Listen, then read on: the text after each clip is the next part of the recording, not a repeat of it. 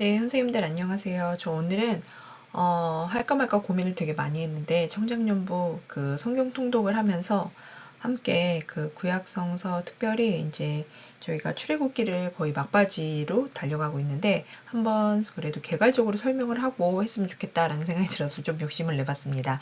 그래서 방학 특강 혹은 특별 보충이라고 생각하시고 너무 많은 시간을 할애하지 않도록 그래서 오늘은 출애굽기에 대한 전체적인 개괄 그리고 또 한편으로는 출애굽기에서 보면은 반복되는 내용들이 은근히 많이 나와 있는 거예요. 그래서 이 내용이 왜 반복이 되고 있는지를 전체 역사적인 맥락에서 한번 이해를 하기 위해서 되게 중요하지만 교회에서는 잘 다루고 있지 않은 구약성서의 개약 신학이라고 하는 거에 대해서 한번 이야기를 해보도록 하겠습니다. 오늘은 강사 모드로 한번 진행을 해보도록 할게요. 그 전에 이경미 선생님께서 질문을 주셨는데 장자대속의 의미가 궁금하다고 하셨잖아요. 그래서 출애굽기 34장의 이야기를 이제 해주셨는데요. 아마 잘 알고 계실 거예요. 그래서 사람이든 가축이든 간 첫 태생을 하나님한테 바치는 시기라서 잘 알고 계시는데 제가 어저께 그 영상, 그러니까 사진을 올려드려가지고 아마 다 읽어보셔서 아시겠지만 조금 더 설명을 이제 하자면 나귀 대신에 양을 그 다음에 사람의 장자 대신에 또 어떻게 대속을 했는지 그 얘기를 잠깐 나눠보도록 할게요.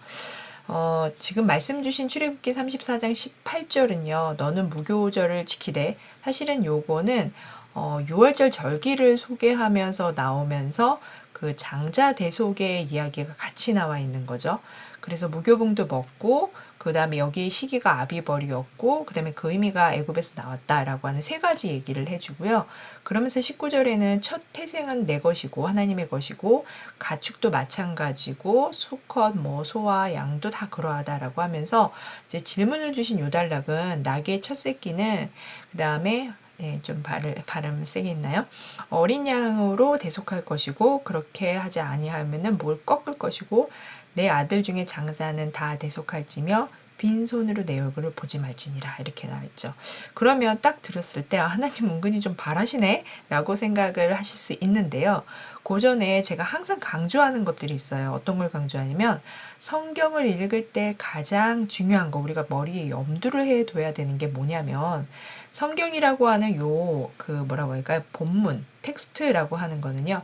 항상 이 성경이 놓인 자리라고 하는 맥락이라는 컨텍스트를 이해하고 진행하는 게 엄청 중요한 거거든요. 이 컨텍스트에는 여러 가지 것들이 같이 포함이 되는데 첫 번째는 이 우리가 읽고 있는 성경의 본문인 이 텍스트가 어디에 성경에 위치하고 있는지 그 전절이라든가 전체 어떤 맥락, 본문 내 위치를 파악하는 게 제일 중요한 거고요. 첫 번째고요.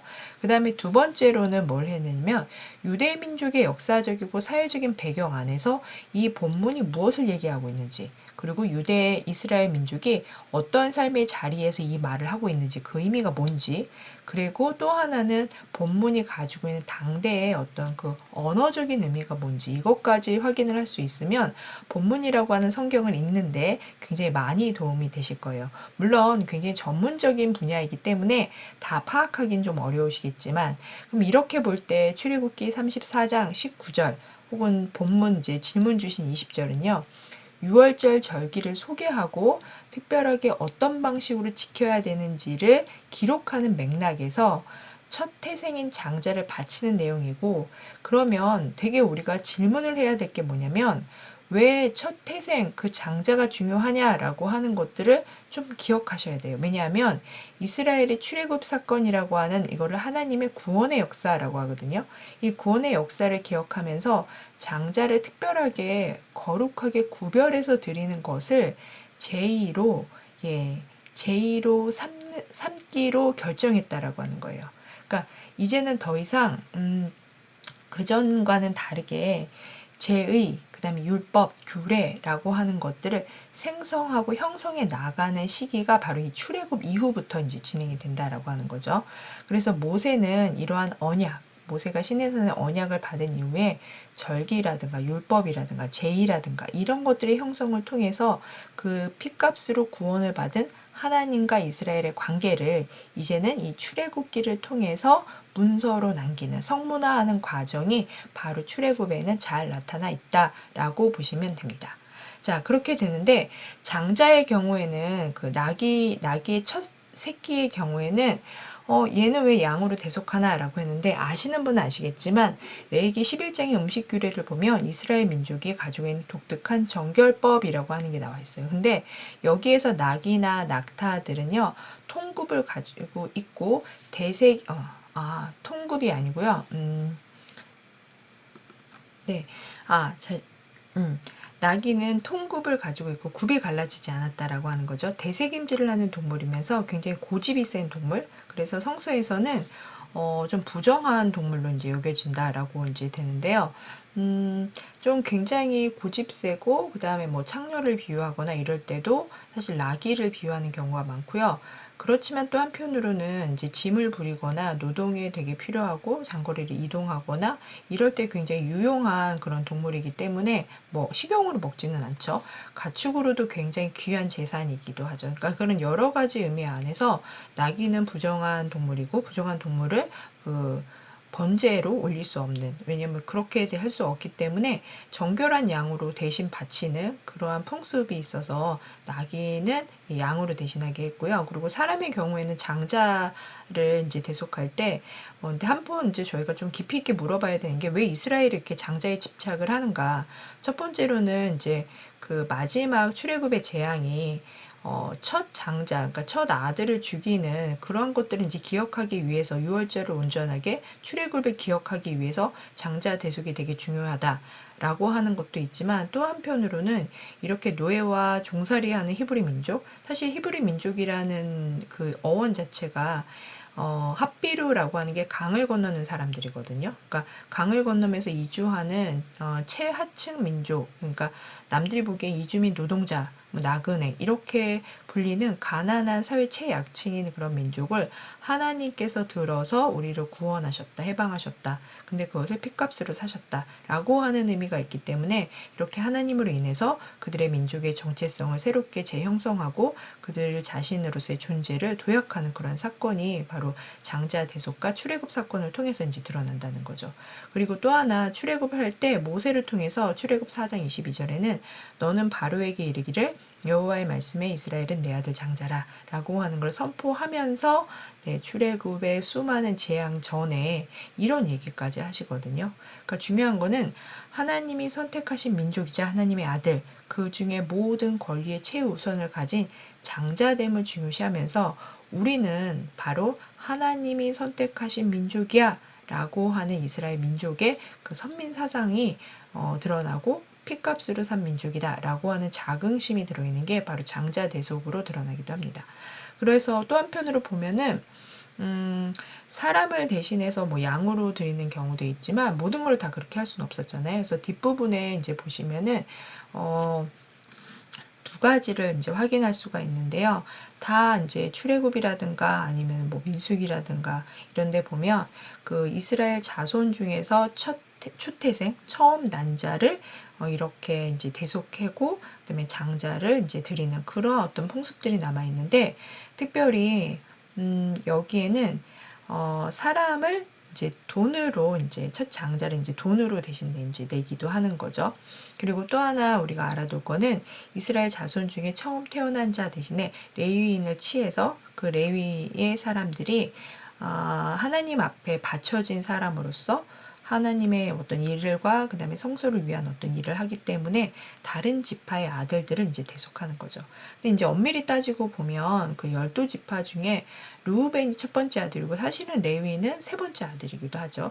첫 번째 아들과 두 번째 아들이 합하지 않았고 레위 사람이 온전하게 성전에서 일하는 사람들이어서 그다음에 그 뭐죠?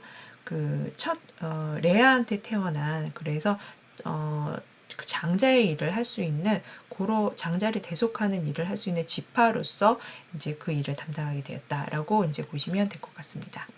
자, 요렇게 이제 설명을 해 드릴 수가 있고요. 그러면 이제 조금 넘어가서 출애굽기 얘기를 한번 해보도록 할게요.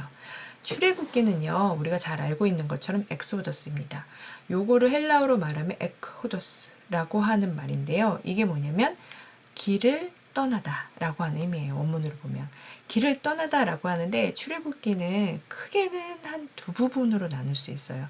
전반부는 하나님께서 출애굽시키는 사건, 그 출애굽시키는 사건을 하나님의 구원사라고 얘기를 하고, 이거는 출애굽기 1장에서 18장까지 이제 이루어졌다라고 보는 거고요. 두 번째 장에서는 출애굽 사건 이후에 하나님의 말씀, 그래서 시내산에서의 계약과 성막을 짓는 사건이 나타난 거죠. 그래서 19장에서 40절까지는 하나님의 말씀과 성막 짓기라고 이제 구분할 수가 있어요. 근데 이제 요거를 이제 세 부분으로 나눈다면, 요 구원사 안에는 출애굽을 하는 구원과 해방의 이야기와 함께 광야의 여정들이 이제 드러난 거고, 그리고 19장 이후에는 시내산 이후에서 하나님의 말씀을 받는 사건으로도 또 세 부분으로 나누기도 합니다. 그렇지만 크게 두 부분을 이제 보시면 될 것 같아요. 그래서 요 안에 이제 조금 더 상세하게는 제가 이렇게 또 따로 분류를 해놨으니까 출애굽기를 읽으실 때 이러한 개요 안에서 좀 전체를 파악하시면서 읽으시면 어떨까라는 생각이 듭니다. 그리고 이제 요거는 한번 이제 확인을 이제 해주셨으면 좋겠다라는 생각이 들어서, 출애굽 이후의 여정은 라암셋, 숫꽃, 에담, 홍해 해변, 수르광야, 엘림, 신광야, 리비딤, 시내산 이렇게 이제 내려가는 거죠. 아마 요 얘기야 저보다도 이제 더 성서를 읽으시면서 잘 아시겠지만, 중요한 것은 출애굽 이후에 이렇게 시내산에서 하나님을 만나는 사건, 그래서 성막을 이제 짓는 그러한 사건이 중요한 이유는, 이스라엘은 해방의 공동체, 그래서 하나님 안에서 자유를 얻는 민족이고, 이제는 더 이상 노예나 종이 아니고 정착 생활을 할 수 있는 그런 어떤 민족, 이스라엘 민족으로 나아가는 그런 사건이다라고 이제 생각을 해주시면 될 것 같습니다. 그런데 19장이 되게 중요한 건데요. 18장까지는 출애굽하는 이제 일이었다면, 사실은 19장에서 40절은요, 이제는 더 이상 출애굽에 매여 있지 않아요. 그래서 크게는 이 출애굽을 어떻게 보실 수가 있냐면, 애굽에서 벗어나서 Exodus from Egypt에서 하나님한테 나아가는 Exodus to God, 하나님한테 나아가는 거. 아까도 제가 뭐라고 말씀드렸냐면, 출애굽기는 길을 떠나는 것들이라고 얘기했잖아요. 계속해서 길을 떠나는 사건들인데요. 어떻게 길을 떠나냐? 애굽에서 길을 떠나서 수많은 여정을 통해서 하나님한테 나아가는 사건 이라고 보시면 돼요. 하나님한테 들어가는 그런 여정이라고 생각하시면 됩니다. 이렇게 볼 때 전환이 되는 19장, 다시 말해서 계속해서 떠돌이처럼 애굽에서 벗어나기 위한 18절에 18장까지의 출애굽의 어떤 서사들이 19절에서는 전환점을 맞게 되는데요. 여기선 정착과 성막 짓기가 이제 시작이 되기 때문에 그래요. 19장 1절에서 3장은 이런 이제 얘기가 나와요. 이스라엘 자손이 애굽을 땅을 떠난 지 3개월이 되던 날 그들이 시내 광야에 이르니라. 그들이 르비딤을 떠나 시내 광야에서 광야에 장막을 치되 거기 산 앞에 장막을 치니라. 모세가 하나님 앞에 올라가니 여호와께서 산에서 그를 불러 말씀하시되 너는 이같이 야곱의 집에서 말하고 이스라엘 자손에게 말하라. 이제는 어떻게 했냐면 말하시는 하나님, 말씀하시는 하나님이라고 이제 생각을 하시면 돼요.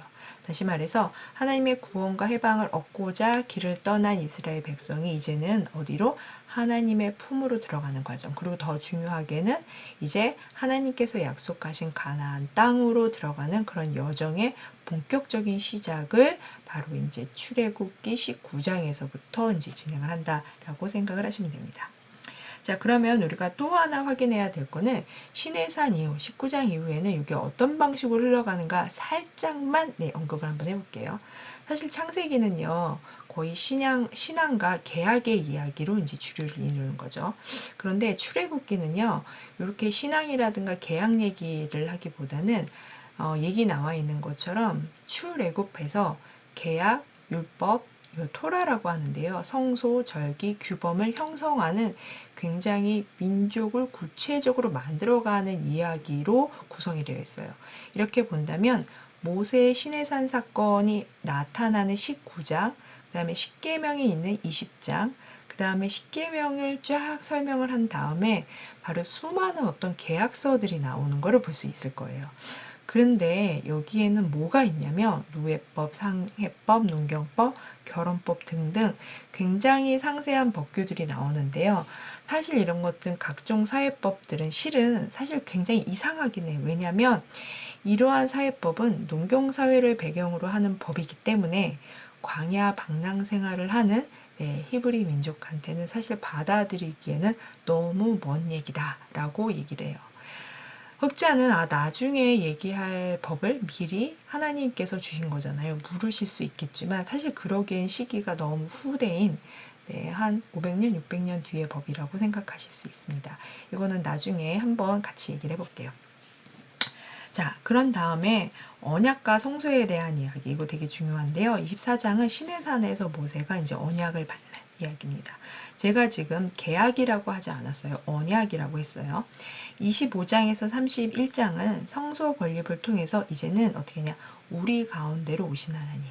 그 하나님은 이제 더 이상 멀리 있거나 되게 대단하거나 그리고 무섭고 두려운 하나님이 아니라 이스라엘 민족 가운데로 찾아오시고 내려오시고 움직이신 하나님. 그래서 대면하여 말씀하시는 하나님. 어디를 통해서? 성소를 통해서 대면하시고 말씀하신 하나님이라고 나와요.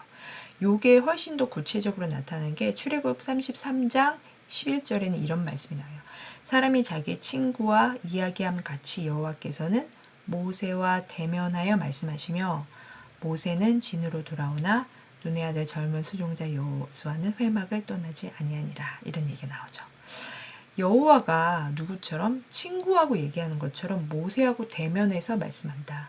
사실 그러려고 뭐를 만드셨다? 성소를 건립하게 되었다라고 하는 거죠. 훨씬 친근감 있게 함께 하시는 임마누엘 하나님이 뭐를 통해서? 성소를 통해서 드러난다라고 생각하시면 될 것 같습니다.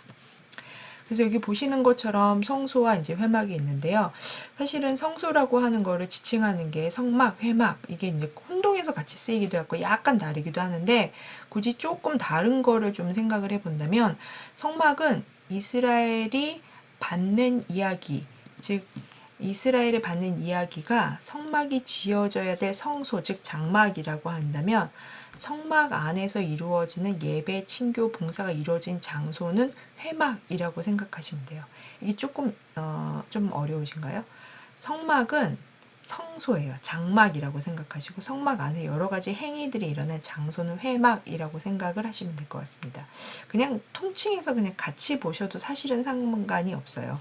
근데 우리가 이제 중요하게 알아야 될 건 뭐냐면 성막의 중요성이라고 하는 것은 하나님이 임재하셨다. 그래서 이스라엘 백성이 하나님을 직접 만나고 말씀을 듣고 말씀을 지키는 곳, 그 말씀과 함께하고 있는 곳. 그래서 저 법궤가 바로 저 안에 들어있잖아요. 그래서 하나님의 소망과 뜻을 펼쳐가는 곳이 나오는 게 바로 이제 성소다라고 이제 나타나는 거죠. 그리고 이후에는 근데 또 흥미로운 게 32장에 34장 우상 숭배하는 이야기, 금송아지 사건을 통해서 모세가 이제 간구하고 중보를 하고 다시 또 성막 이야기가 두 번에 걸쳐서 또 반복이 되고 있어요. 그래서 하나님의 영광과 강림 사건으로 이제 그 출애굽기가 이제 끝나게 되는 거죠.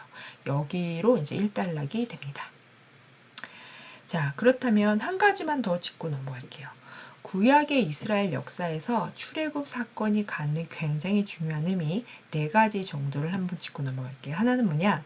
아까도 계속 말씀드린 것처럼 이스라엘에게 있어서 하나님의 구원의 역사를 실현하는 과정이며 그리고 이 과정에서 하나님과 이스라엘 백성이 계약 관계를 체결하고 이스라엘이 우리는 선택받은 민족이다 라고 하는 선민사상이라고 하는 민족의 정체성을 형성하게 되고 세 번째로는 구원과 해방 사건을 중심으로 즉 구원사라고 하는 것을 중심으로 그들이 가지고 특별한 절기들 이제 밑에 큰 절기 3개 지난번에도 이제 말씀드렸는데요.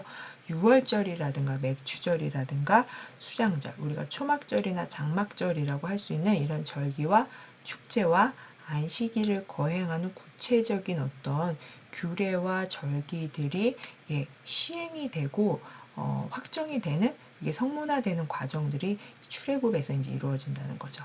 그리고 이것과 함께 십계명 중심의 세부 율법과 규범들 이러한 토대를 마련하게 되면서 민족으로서의 어떤 규모를 갖춰가게 되는 거 그게 바로 출애굽 역사에서 되게 중요한 거고요. 그리고 한 가지 더 추가를 한다면 노예와 같은 그래서 최약층의 그러한 약자를 하나님께서 들어서 해방하셨다. 라고 하는 것을 좀 더 생각해 볼 수 있을 것 같습니다. 그래서 출애굽은 이제 역사를 통해서도 가장 수많은 그 해방운동의 가장 중요한 본문으로 사용이 되는 그러한 텍스트다라고 보시면 될 것 같습니다. 1부의 강의는 여기서 마치도록 하겠습니다. 감사합니다.